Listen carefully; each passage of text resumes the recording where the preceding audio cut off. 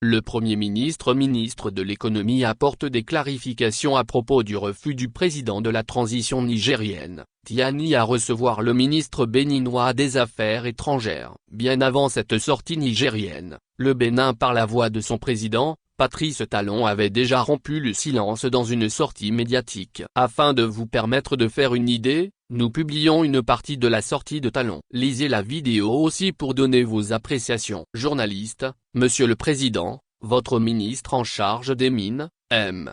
Adambi, est rentré de Niamey hier et a fait à la presse un point de son séjour en terre nigérienne, dont il ressort, si l'on comprend bien, que le maintien de la fermeture des frontières par le Niger n'est pas de nature à favoriser une mise en œuvre efficiente de l'accord relatif aux pipelines. Qu'en est-il exactement, et pourriez-vous nous dire dans quelle disposition d'esprit se trouve le Bénin aujourd'hui, vis-à-vis du Niger mais aussi de la société WAPCO? Président Patrice Talon: la situation entre le Bénin et le Niger demeure une intrigue. Il y a environ une semaine, les autorités nigériennes nous ont saisis par écrit pour solliciter la tenue d'une réunion du comité interétatique de suivi du pipeline pétrolier. Elles ont proposé que la réunion se tienne au Niger. Le Bénin a donné son accord et j'ai instruit le ministre en charge des mines de s'y rendre. Il s'y est donc rendu le lundi dernier et les trois parties, c'est-à-dire le Bénin, le Niger et la société chinoise WAPCO, se sont retrouvés à Niamey pour évoquer les voies de mise en œuvre normale du contrat de transit du pétrole nigérien par le Bénin.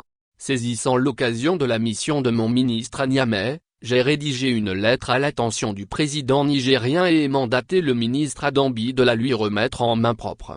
En ce qui concerne la réunion du comité interétatique, le Bénin, par la voix de son ministre, le ministre Adambi, a réitéré la disponibilité de l'administration béninoise, notamment la douane, à collaborer avec la douane nigérienne en vue du chargement normal et régulier du pétrole nigérien au terminal de Sémey, pour autant que les formalités douanières de transit soient possibles. Je rappelle que les formalités douanières de transit ne sont possibles que si le passage des biens par les frontières est permis. Autrement dit, si les frontières ne sont pas ouvertes pour le passage formel du pétrole, les formalités douanières permettant son transit par le territoire du Bénin ne sont techniquement pas possibles.